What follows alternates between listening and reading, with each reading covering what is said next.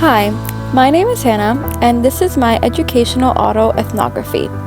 In this presentation, I explore how my intersecting identities, my cultural background, gender, socioeconomic class, and role as a first-generation college student have shaped my educational journey and the educator I hope to become. Growing up as a young Middle Eastern woman in a working-class family from Bayonne, New Jersey, meant navigating school in environments that often privilege wealth, whiteness, and generational knowledge. My experiences at home, at school, and within my community all shaped my understanding of success, responsibility, and access.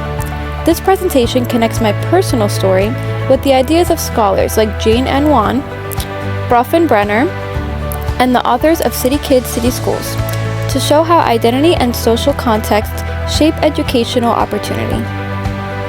My identity has always been shaped by family responsibility. As the oldest daughter in a Middle Eastern working-class household, I grew up acting like a second parent. I helped raise my younger brother, translated for family members, handled school paperwork, and became the person everyone relied on to navigate systems my parents didn't understand. Responsibility wasn't something I learned. It was something I lived. Every grade, every form, every school decision didn't feel like it belonged just to me. My accomplishments were family accomplishments, and my challenges were family challenges. This also deepened when my father was hospitalized and eventually lost his job. Overnight, our financial stability disappeared. I felt the urgency to succeed academically, not just for myself, but for my entire family.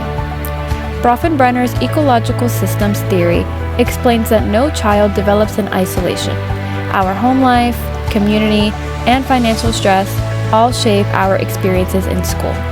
That was completely true for me. One of the most defining events in my educational journey was when I broke my elbow at gymnastics.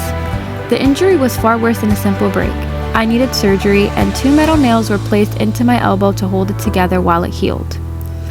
Physically, it was painful, but emotionally, it was isolating. My parents did everything they could, but they had to return to work quickly, especially during COVID when every paycheck mattered. I didn't have a license yet, so I had to get myself to physical therapy across town. Some days, I walked long distances. Other days, I took the bus with my arm immobilized. After therapy, I would rush home to help with cleaning, cooking, taking care of my brother, just daily tasks. I remember the exhaustion, not just in my body, but in my mind. I had no real support system during recovery. I was expected to manage my pain, my appointments, my responsibilities at home, and my schoolwork. City Kids, City Schools describes this as adultification, when children, especially girls in immigrant or working class families, take on responsibilities far beyond their age.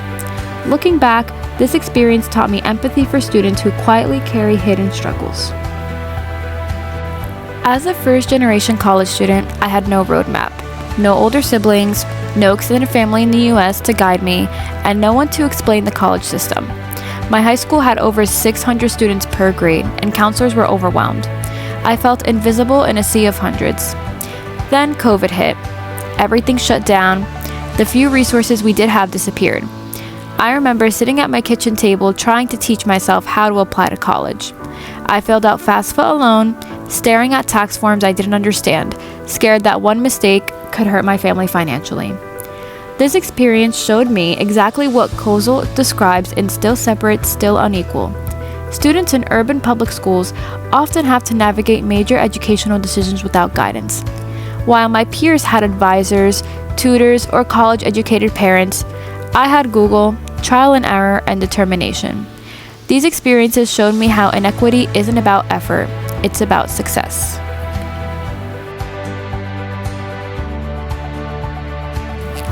Other people's perceptions shaped me just as much as my experiences.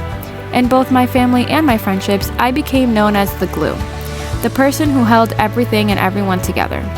I've included pictures of girls I grew up with from when we were little to now. These were the friends I mentored, guided, and protected like a big sister.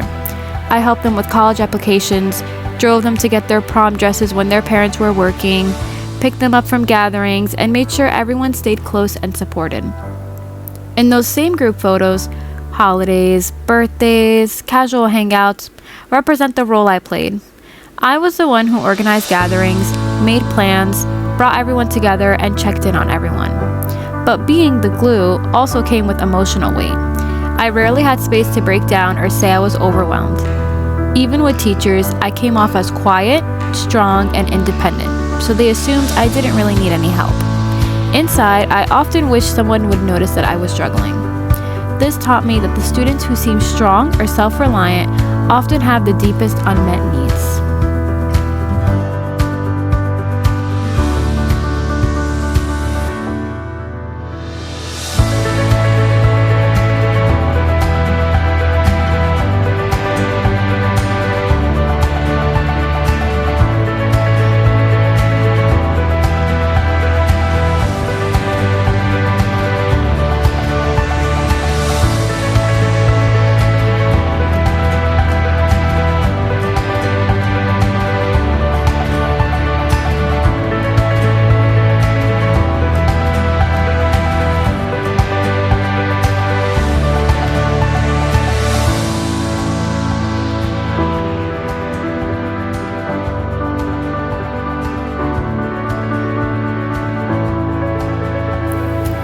My values about education and social justice come directly from my lived experiences. Jean and Jan help me understand that achievement gaps don't come from lack of effort. They come from structural barriers like poverty, underfunded schools, and lack of access to information. I believe every child deserves to feel seen, safe, supported, and valued. My goal as an educator is to notice inequity, challenge assumptions, and honor each student's full identity. The experiences I had, navigating systems alone, carrying family responsibility, healing from my injury without support, and being the glue for others, shaped me into someone who wants to show up for students with understanding and compassion.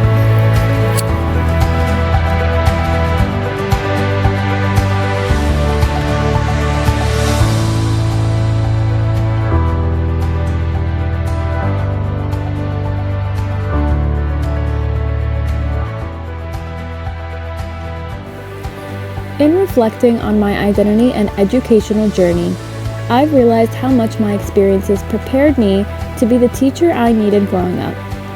My story taught me resilience, empathy, and the importance of truly seeing students beyond the surface.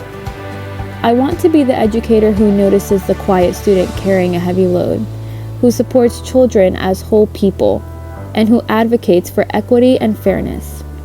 Every struggle became a lesson, and I'm ready to use those lessons to positively impact my future students. Thank you.